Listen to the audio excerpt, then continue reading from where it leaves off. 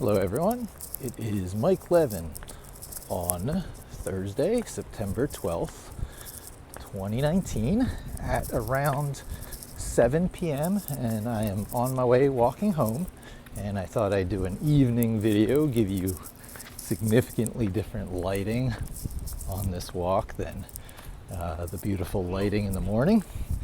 And I thought I'd talk about my next steps. Occasionally, you sometimes just have to think out loud, and doing it on video like this brings into effect the what I think of as the Robert Cialdini, or Cialdini, I've heard it pronounced, principles of consistency and commitment. When you say it somewhere in a public place where you know people are going to be watching, and I'm up to nearly 10,000 followers on YouTube now, so I know some people are going to be watching. You have a higher chance of following through. That's the commitment. And you want to stay consistent with what you've said about yourself. And that is in itself a worthy topic. It's a form of self-shaping. You're born with some essential essence or vibration based on your DNA, and then you're cast a whole bunch of random factors in life, like the place you're born and the socioeconomic environments and the opportunities you have, and your essential, true, basically hardware-based self, spirit, what have you, gets layered upon and layered upon and layered upon, probably right from the point you start becoming more than the sperm and egg, the 23 genes spin in random combination. The result is something that is neither your mother or your father, but some unique and oftentimes wholly emergent new properties, combination of both. In that way, you can be extremely different and perhaps, exceed either of your parents. Both of mine are long gone, and long sad stories on both of them. But here I am in the view of, well, you can't quite see it now. Later in my walk it will come into view, but in the view of the Emerald City. As a Philadelphian, I suppose I always had New York envy. You see New York in the comic books. I was a comic book guy. All the comics are set there, and the superheroes, I had the superhero fixation. And in the movies, it's New York. And of course, the Wizard of Oz story is full of metaphors and symbols, and finding your way to the Emerald City is one of those that has always resonated loudly in my head. And when the opportunity came up, fairly late in life as these things go, I guess I was about already 28 or so, I took the opportunity and came to New York City. It's about 13 years ago by now, and I got myself a couple of kiddies, two brothers, Billy and Sammy, and Sammy has already passed from diabetes, same as my father had. And my father, who had gone obsolete in his field, was forced to go into business for himself to continue having an income, and got into check cashing, one of the most high stress, high pressure jobs you can imagine as a business owner. And I took that over for him when I passed, was robbed, had to shoot a guy, got out of that business, got my ass to New York. So I've never looked back, and I've made a career out of infotech, even though I started out as graphic design. You'll notice my logo is reversible, and it says my name, Mike Levin, either way. Perhaps let's say it's Mike Levin in one direction and Mike Levin in the other direction, the Philly or the New York pronunciation. I've been using Levin because when in Rome, no need to go correcting people. Gee, with this mist, with this rain, I don't know if you'll be able to see the city in the background, but over the past few days. They had that giant skylight shooting straight up into the air in honor of commemorating 9/11. I've got a few pictures of that. It was very striking. And really, living in this whole area is food for the soul. I've lived over my years, decade in New York, I've lived in probably 6 different places. Owned once, and am much more happy with renting. The wisdom of renting versus owning does not always work out the same in New York City as it does other places, because you're always hit with a giant maintenance fee on top of mortgage, so you're double paying. You could have just taken what you would have spent double and save the difference, and rent and save just as much as you would by buying. So I definitely am enjoying the renter lifestyle for now. I'm living in a luxury apartment, and very tiny. It's a studio, but the amenities are great. And of course, this scenery around where I am, being waterfront all the time, it's just food for the soul. And I am 49 years old, going on 50, and it makes one reflect. I guess I've been through my quarter-life crisis long ago. Perhaps now I'm in a half-life crisis, but I certainly never felt like that, and I've always thought of myself pretty much the same as I always considered myself when I was around 16 years old. I think the psyche that set in back then has been a fairly consistent one over the years, and I like my time. I like doing my things my way and relaxing and taking it easy. And I've never been particularly ambitious on the professional front, and the few times I have attempted, I have been miserable. So I have eased off the accelerator pedal, and particularly since I got married, first some 10 years ago, and then again last year, a month from now, I have been divvying my time out differently than one does as a single young man.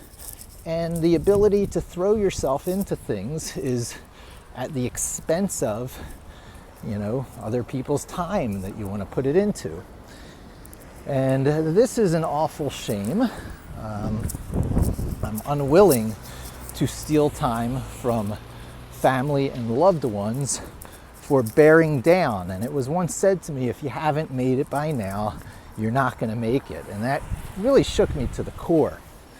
It never occurred to me that I missed some sort of special time window, after which I wasn't going to be able to do bigger or more satisfying things than I'm doing today. I've always viewed it as a constant path of growth. And at some time, when the time is right and it's meant to be, something will happen, and I'll be doing something more even more satisfying than I am today. Because, you could be worse than doing stuff you love in a place you love with people you love around you. By a lot of measures, I've made it already, and this pontificating, spinning the yarn about some other alternative future is contrary to my philosophy of the now moment always being the most important.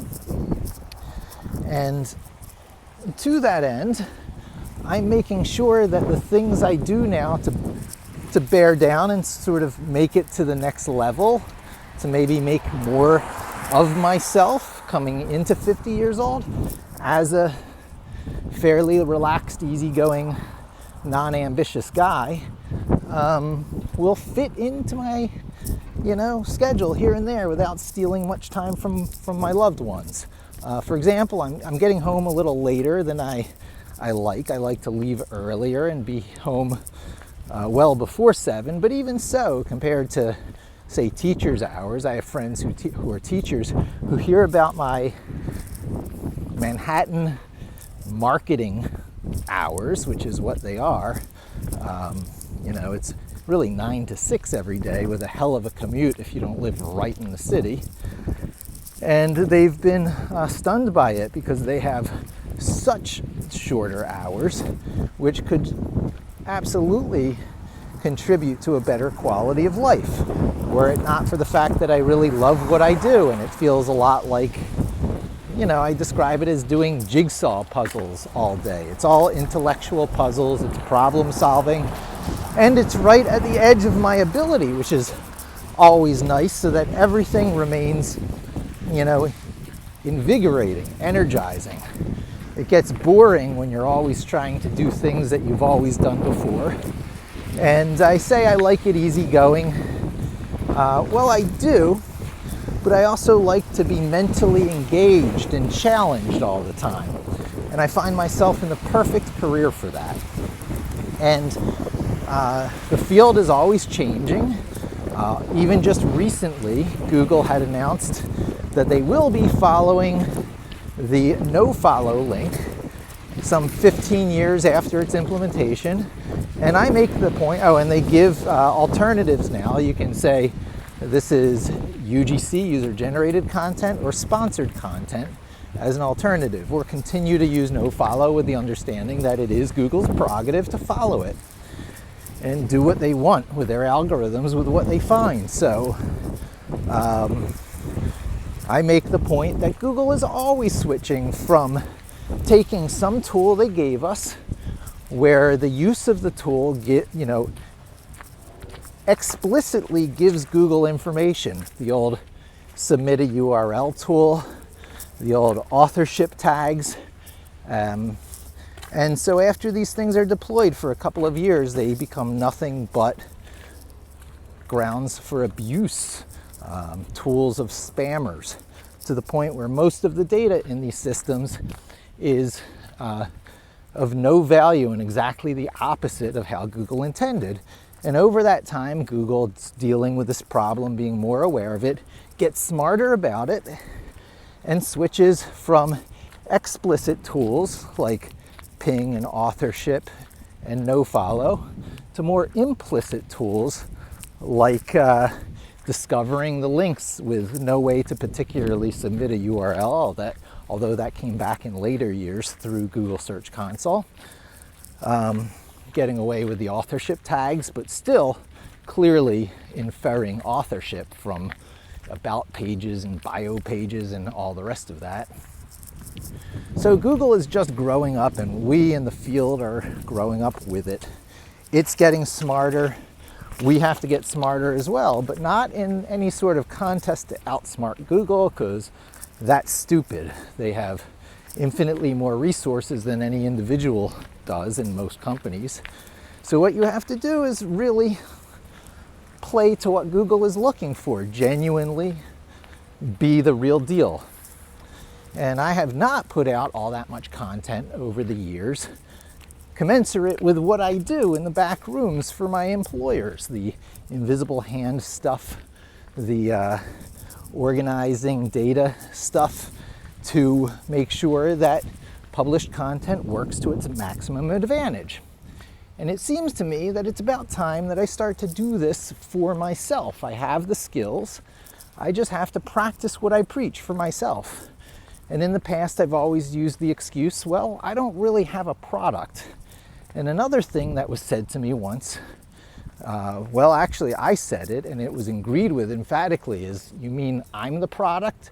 And they smiled and nodded, and I was used as a very expensive embedded consultant, even though I was a vice president of the company that I was consulting from. So I went to work as a developer in-house while I was a vice president of this other company here in New York City.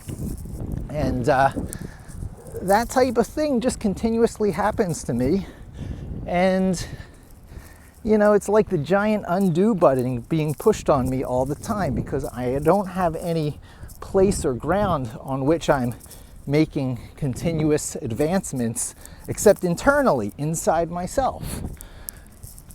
The knowledge of the field of SEO is not particularly useful in and of itself because it's highly stateful.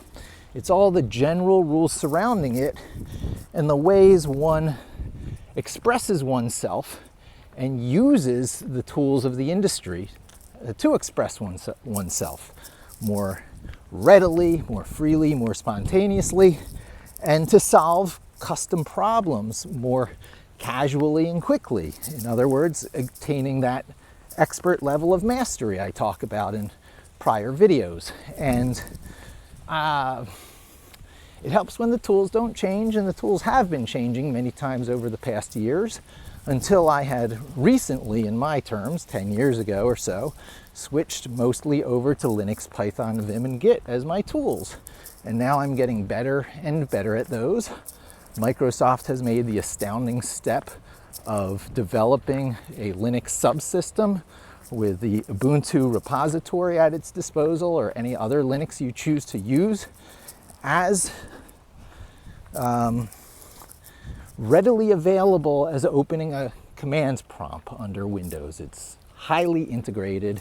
It is a virtual machine, but it runs in a way that doesn't waste your resources. It's not a fat, bloated virtual machine with no integration with a parent operating system or relying on third-party products to make it work.